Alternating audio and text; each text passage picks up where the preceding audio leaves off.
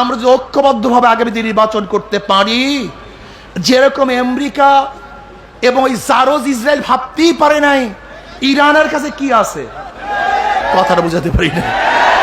যেরকম জারজ ইসরায়েল এবং আমেরিকা, সন্ত্রাসী আমেরিকা, ও বুঝতেই পারে নাই যে প্রতি উত্তারটা কেমন হবে, ভয়ঙ্কর অবস্থাটা কেমন হবে, গোটা ইসরায়েলকে ধ্বংস করা হবে।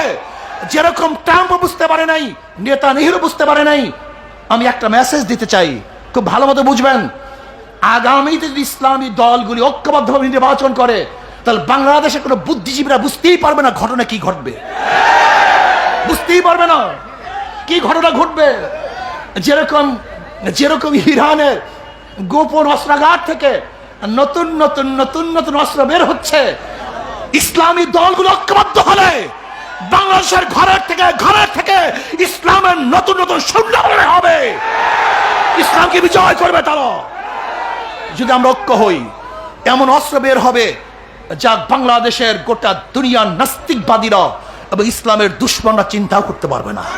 বাংলাদেশ নীলফামারী জেলা শাখা কর্তৃক আয়োজিত আজকে এই সম্মেলনের সম্মানিত সভাপতি, এ জাতির শ্রদ্ধাভাজন সম্মানিত ওলামায়ে কেরাম, সর্বস্তরের ইসলাম প্রিয় দেশপ্রেমিক ভাইয়েরা আমার, আল্লাহ পাকের শুকর। আল্লাহ পাক বলছেন ওয়ালা নাবলু আন্নাকুম, আমি তোমাদেরকে পরীক্ষা করব। কে পরীক্ষা করবেন? অবশ্যই আমাদেরকে পরীক্ষা দিতে হবে। পরীক্ষা আমাদেরকে ইনশাআল্লাহ আল্লাহর রহমতে পাসও করতে হবে। যদি পরীক্ষায় ফেল করি সমস্যা আছে, কি কথা ঠিক না? আমাদের জান মাল ইজ্জাতের পরীক্ষা দিতে হবে। আজকে পরীক্ষার মধ্যে পড়ে গিয়েছে। আমরা বারবার পরীক্ষা দিয়েছি। আমরা বদরে পরীক্ষা দিয়েছি, উত্তীর্ণ হয়েছিলাম। আমরা ওহুদে পরীক্ষায় ভালো রেজাল্ট করেছিলাম। আমরা খন্দকের পরীক্ষায় জিতছিলাম। আমরা ফতে মক্কার পরীক্ষায় 100% মার্ক পেয়েছিলাম। আমরা পরীক্ষা দিয়েছিলাম হাজারো জায়গাতে। আমরা বিজয় করেছিলাম পারস্য, আমরা বিজয় করেছিলাম রোম, আমরা বিজয় করেছিলাম স্পেন। মাত্র 5000 সৈন্য নিয়ে এই ভারতবর্ষ একবার দখল করেছিলাম। আপনারা জানেন সুলতান মাহমুদ গজনবী রহমতুল্লাহ আলাইহি 17 বার আক্রমণ করে তিনি জয় করেছিলেন। আমরা বীরের জাতি, আমরা সিংহের জাতি, আমরা বাঘের জাতি। এর জন্য কবি ইকবাল বলেছিলেন, তু শাহিন হয় পরওয়াজ হয় কাম তেরা, তেরে সামনে আসমা और भी है। শাহিন মানে বাঁশ পাখি। বাঁশ পাখি যখন আকাশে উড়াল দেয়, তার জন্য নির্দিষ্ট কোনো সীমানা থাকে না। এখানে যেতে পারবে না, ভিসা লাগবে, অমুক লাগবে, তমুক লাগবে, এটা ওই কান্ট্রি সেই কান্ট্রি। যেরকম বাঁশ পাখির নির্দিষ্ট কোনো সীমানা নাই, মুসলমানদের নির্দিষ্ট কোনো সীমানা নাই। মুসলমানরা যেই দিকে চোখ দেবে সেইটাই তাদের সীমানা। চীন আরব হামারা, হিন্দুস্তান হামারা, গোটা দুনিয়া আমাদের। আল্লাহর জমিনে কলেমার পতাকা উড্ডয়ন করবে ইনশাআল্লাহ। কি রাজি আছেন ইনশাআল্লাহ? दस्त दस्त है दरिया भी नहीं सोरे हमने, दस्त दस्त है दरिया भी नहीं सोरे हमने, बहरे जुल्मत में दौरा दिया घोरा हमने, अलम तरा अन्न अल्लाह जल्लला बहरहु व अनज़ला बिल कुफ्फारि बि अहदि ज़लाइली।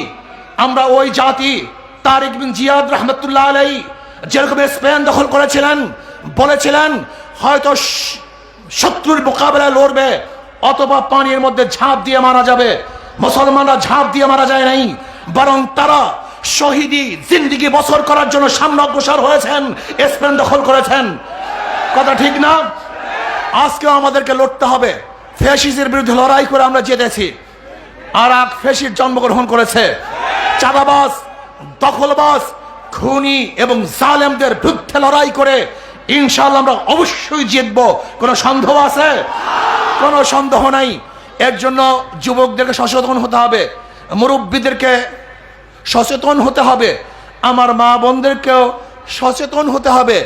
দীর্ঘ 53 বছর পর্যন্ত এই দেশকে যারা লুট করছে, পান্ডামি করছে, গুন্ডামি করছে, খুন করছে, জুলুম করছে, অত্যাচার করছে, অবিচার করছে, আমাদের বাংলাদেশের হাজারো খেটে খাওয়া মানুষদের মাথার ঘাম পা ফেলানোর টাকা যারা বিদেশে পাচার করেছে, আমাদের টাকা ধ্বংস করেছে, এই দেশকে গোলামীর চুক্তিতে আবদ্ধ করেছে, ওদের বিরুদ্ধে আমরা লড়াই করবো ইনশাআল্লাহ।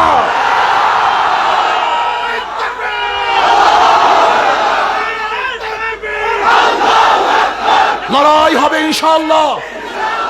দখলদারের বিরুদ্ধে লড়াই হবে, চাঁদাবাজের বিরুদ্ধে লড়াই হবে, সন্ত্রাসের মোকাবেলায় জয় হবে ইনশাআল্লাহ। যারা আজকে আমাদের গরিব দুঃখী মেহনত মানুষের মুখের থেকে খানা কেড়ে নেয়, যারা আমাদের গরিব দুঃখী মেহনত মানুষের বস্ত্রকে ছিন্ন ভিন্ন করে দেয়, আজকে হাজারো গরিব মানুষ বাংলাদেশের ডাস্টবিনে কাক কুকুরের সাথে এক মুঠা খাদ্যের জন্য লড়াই করে, আজকে বাংলাদেশের হাজারো মানুষ, হাজারো গরিব মানুষ খোলা আকাশের নিচে জীবন যাপন করে, আজকে বাংলাদেশের হাজারো এতিমরা ক্ষুধার্ত অবস্থায় ঢুকি ঢুকে মরে যাচ্ছে। এই অবস্থায় বাংলাদেশের ডাকাতদেরকে, চোরদেরকে, গুন্ডা বদমাশদেরকে ক্ষমতায় নেব না, যেতে দেব না ইনশাআল্লাহ।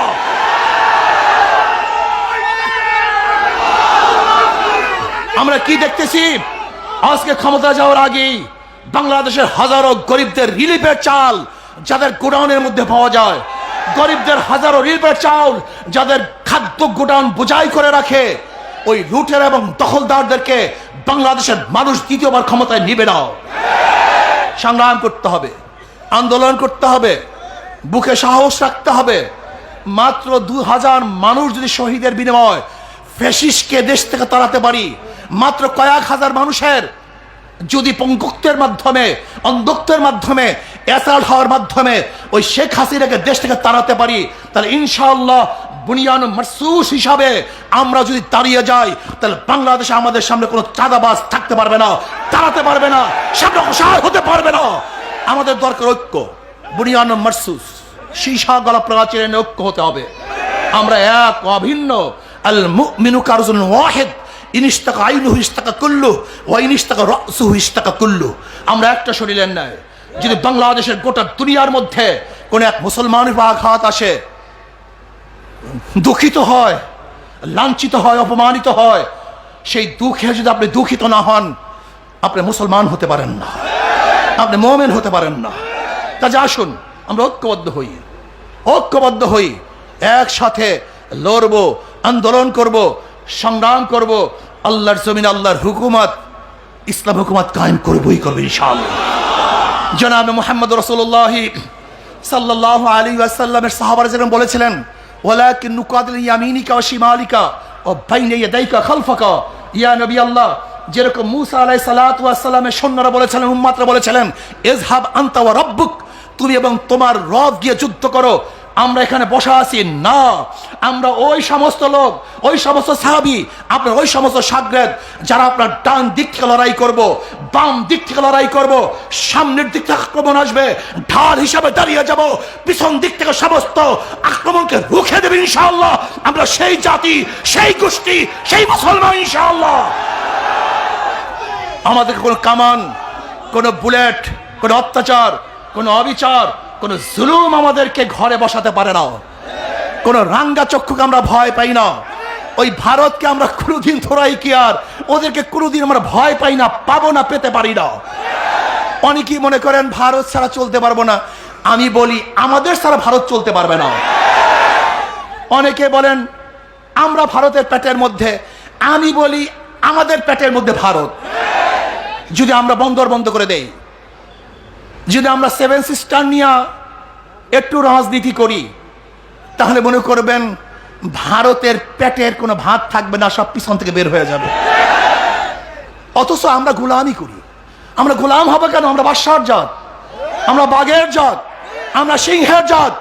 আমাদের হুঙ্কার একদিন রোম কেঁপেছিল, পারস্য কেঁপেছিল, গোটা দুনিয়া থরকম্প হয়েছিল। আমরা সেই জাত, আমরা সেই মুসলমান। আসুন ঐক্যবদ্ধভাবে সমস্ত বাতিলদের মোকাবেলা করতে হবে, মুশরিকদের মোকাবেলা করতে হবে। আমরা ভারতকে ভয় পাই না, ভারতের গোলামি আমরা করব না, দালালি করব না, বরং ভারতের দালালি করে পাঁচেরা ক্ষমতা থাকতে চায়, ওদেরকে ভারতে পাঠিয়ে দেব, বাংলাদেশে থাকতে দেব না। আমাদের পাশের কান্ট্রির সাথে সুব্যবহার থাকবে, ভালো সম্পর্ক থাকবে, কিন্তু গোলামি চুক্তি হতে পারে না। গোলামি করব না। আমরা পাড়া প্রতিবেশীর সাথে ভালো ব্যবহার করব, কিন্তু গোলামি করব না। আসুন ঐক্যবদ্ধভাবে ইনশাআল্লাহ ইসলামকে বিজয় করার জন্য আমরা কাজ করব। ইসলামী আন্দোলন বাংলাদেশ শুরু লগ্ন থেকে আজ পর্যন্ত তাদের কথা এবং কাজে অমিল নেই। কথায় কাজে মিল পাই, পীর সাহেব চর্ম নেই। যা প্রথম বলেছি আজকেও তা বলছি, ইনশাআল্লাহ ভবিষ্যতেও তা বলবো। লালকে লাল বলবো, কালোকে কালো বলবো, সাদাকে সাদা বলবো। যা গতদিনও হারাম ছিল আজকেও সেটা হারাম, গতদিনেও যেটা হালাল ছিল কিয়ামত পর্যন্ত সেটা হালালই থাকবে, সেটা কোনো হারাম বলবো না। আসুন ঐক্যবদ্ধভাবে কাজ করি।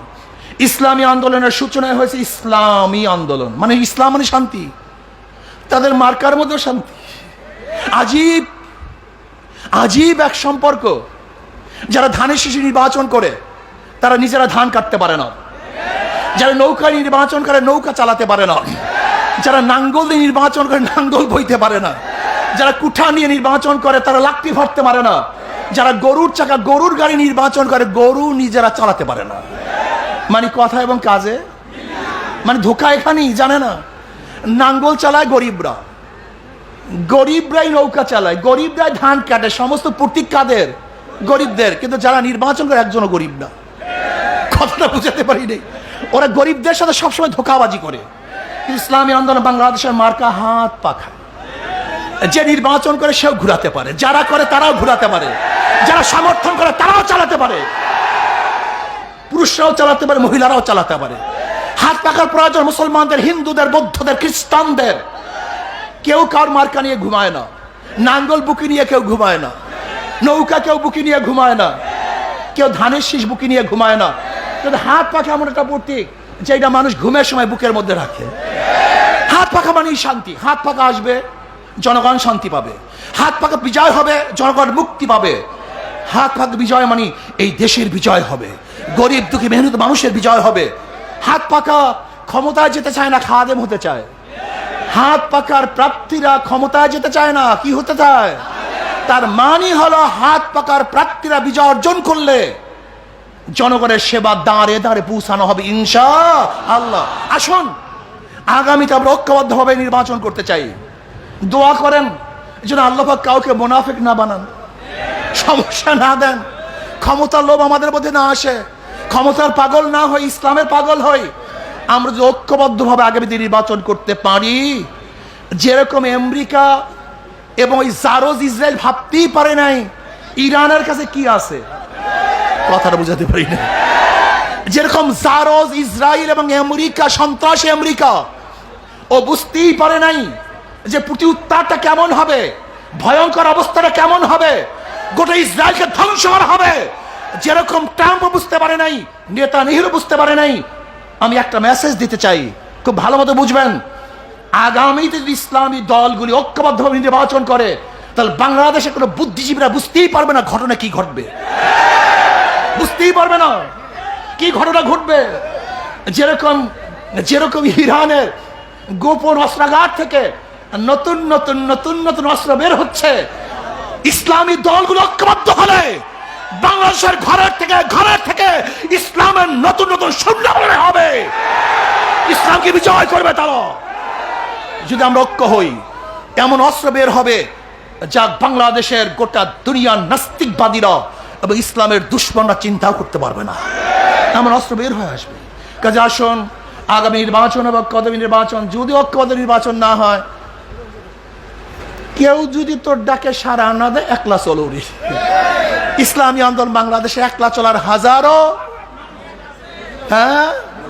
অভিজ্ঞতা তাদের আছে। ইসলামী আন্দোলন বাংলাদেশ নীতি এবং আদর্শকে বাদ দিয়ে যদি কিয়ামত পর্যন্ত একটা সিটও না পায়, সিটের দরকার হবে না, কিন্তু নীতি আদর্শকে বিসর্জন দেবেন ইনশাআল্লাহ। কাজে আসুন আমরা সবাই ইসলামী আন্দোলন বাংলাদেশের ছায়াতলে ঐক্যবদ্ধভাবে ইসলামকে বিজয় করার জন্য কাজ করি। আল্লাহ আমাদের সবাইকে কবুল করে নেন। আগামী নীলফামারী 3 আসনের আমরা প্রার্থী ঘোষণা করছি ইনশাআল্লাহ। যদি জোট হয় তখন ভিন্ন কথা। এছাড়া আমাদের প্রার্থী ঘোষণা করছে নীলফামারী 2 আসনে অ্যাডভোকেট এম হাসিবুল ইসলাম, মানে আলহামদুলিল্লাহ আরে ভাই এইটা দেন, ওইটা দেন। খুব ভালো ক্যান্ডিডেট, অনেক যোগ্যতা সম্পন্ন। নীলফামারী 3 আসনের আলহাজ আমজাদ সরকার, আলহাজ আমজাদ সরকার, আলহামদুলিল্লাহ, আল্লাহ সবাইকে কবুল করে নেন। নীলফামারী 4 আসনে আলহাজ মোহাম্মদ শহীদুল ইসলাম, শোনেন, আল্লাহ সবাইকে কবুল করে নেন।